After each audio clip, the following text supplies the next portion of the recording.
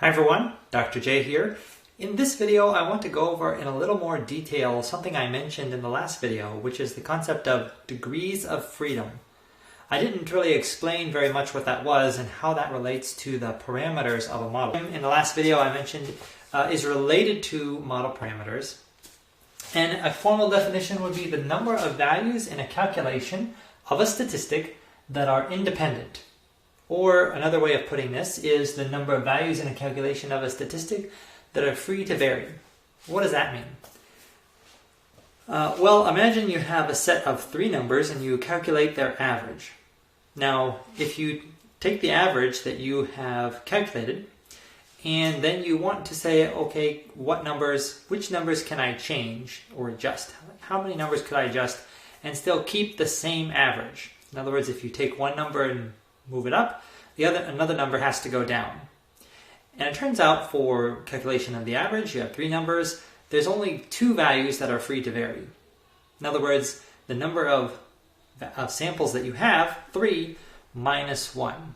So you'll have n minus 1 degrees of freedom in a sample size of 3 when you're calculating the average. And the average you can think of as like a model, a very simple statistical model with just one parameter.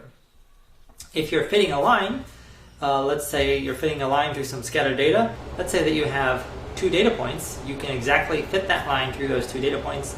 If you have more than that, those other values are free to vary a little bit. And so in fitting a line, you've got two parameters. You'll need at least 3 data points in order to have some variation in what the fit of the line is. A more intuitive way to think about this is that if you have two values, you can calculate one statistic, the mean. But there's not really necessarily any variance or standard deviation or other things that you can calculate from just those two values. Now, how does degrees of freedom relate to model parameters? So, as I said, it's the number of values in a calculation of a statistic that are independent or free to vary. So every time that you fit a model parameter, you're kind of using up 1 degree of freedom. And the way that we think about modeling is that you can, at most, use as many parameters as you have degrees of freedom. So if you have 10 data points, you can at most fit a model with 9 parameters because you need that n minus 1 degrees of freedom in order to be able to actually fit those parameters. In some cases, in real-world modeling, we'll actually have many more parameters than we have data. And that gives us what's called an underdetermined system, where we have more parameters than degrees of freedom. And those systems are non-unique, so there are infinitely many solutions that will fit the data in that case. So you have all kinds of different possibilities for all your model parameters that will all fit the data equally well. You can't distinguish between them just looking at the data.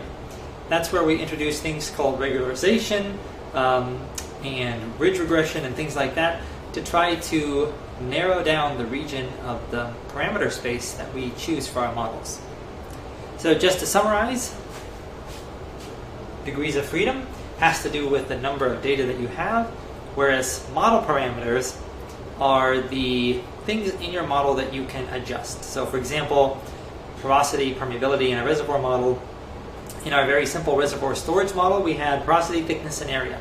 So those are the 3 parameters, or the 3 unknowns or variables inside of our model. To calculate degrees of freedom, we typically use the formula n minus p, where n is the number of data that we have, and p is our model parameters. So however many data that you have, take that number, subtract the number of model parameters for your model, and that will give you an estimate of the degrees of freedom of your system. However, it gets more complicated than that when we introduce things like spatial smoothing, for example, in a set of model parameters. And this is very common when we're modeling slip-on faults, because we want slip-on faults to be spatially smoothed. So degrees of freedom is a little bit of a nebulous concept. It can get a little tricky trying to keep track of that when you're doing real-world modeling. But just understand that it's kind of the ability of the data to support a model of a given complexity. Alright, so I will wrap up and see you in the next video.